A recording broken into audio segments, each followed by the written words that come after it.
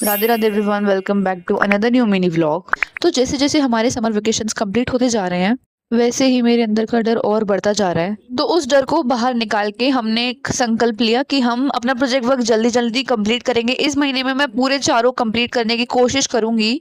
कोशिश ही नहीं, करना ही पड़ेगा कंप्लीट कुछ भी करके, क्योंकि देन मुझे सिलेबस स्टार्ट करना है। क्योंकि जुलाई में फॉर श्योर हमारे एग्जाम होंगे PT1 के। प्रोजेक्ट वर्क को कंप्लीट करने के लिए हम सुबह सुबह उठ के जो भी काम है हमारा वो करके नहा धोकर हम बैठ जाते हैं अपना प्रोजेक्ट वर्क करने के लिए। सिंपल एंड बताइए सबसे बड़ी प्रॉब्लम क्या है, मैं जितना भी सीरियस होने की कोशिश करूं, अगर मैं सीरियस होकर पढ़ने बैठने की कोशिश करूं, या तो राम आ जाएगा या मम्मा आ जाएंगी बात करने के लिए।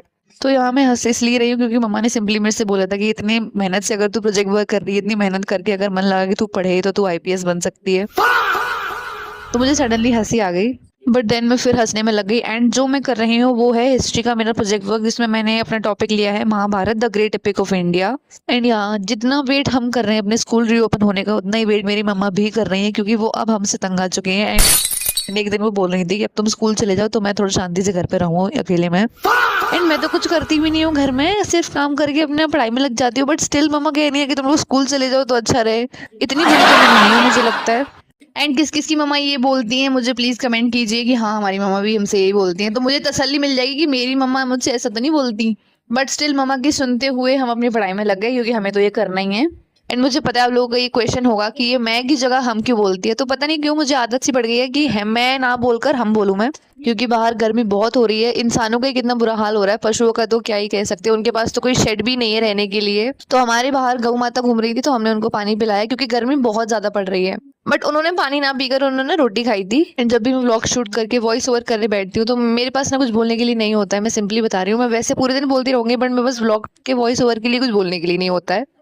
तो मैं मम्मा से पूछ रही थी कि मम्मा कुछ आप मुझे बताइए कि मैं क्या बोलूँ व्लॉग में। तो मम्मा बोल रही थी कि तेरे को भी जरूरत है बताने की कि क्या बोलना है। कोई कितनी ही बुरी बेइज्जती कर सकता है, मम्मा ने इतनी बुरी बेइज्जती कर दी है। बट मुझे तो आदत पड़ चुकी है घर में रह रह के 2 महीने से, तो या मैं सह लेती हूँ। एंड मेरे से बहुत लोगों ने ये पूछा है कि आपकी चिन पे ब्लैक ब्लैक सा मार्क क्या हो गया है। तो पहले ही पिंपल हुआ था सिंपल सा, फिर मैंने उसको इतना टच करके पील ऑफ कर दिया कि अब वो पिंपल दाग में तब्दील हो चुका है। एंड अब वो हट ही नहीं रहा है। सो या मेरे साथ वही फंडा है कि मुझे अपनी प्रॉब्लम क्रिएट करने के लिए किसी दूसरे की जरूरत नहीं पड़ती, मैं खुद की प्रॉब्लम्स खुद ही क्रिएट कर देती हूँ। एंड पढ़ के हम थोड़ा सा हमें भूख लगी तो मैं मम्मा से बोलती हूँ कि मुझे दाल चावल बहुत पसंद है, तो मम्मा हर 2 दिन बाद मेरे लिए दाल चावल बना देती हैं। एंड ऑनेस्टली मेरे दाल चावल खा के मेरी आत्मा तृप्त हो जाती है, इतने टेस्टी लगते हैं मैं क्या बताऊँ। इवन रोटी सब्जी से ज्यादा मुझे दाल चावल पसंद है। इवन पता है गर्मियों में क्या होता है ना कि मतलब आपका रोटी सब्जी खाने का रोटी खाने का ज्यादा मन नहीं करता है, तो दाल चावल इज द बेस्ट ऑप्शन। सो या that's all for today guys, thanks for watching this vlog, do like subscribe and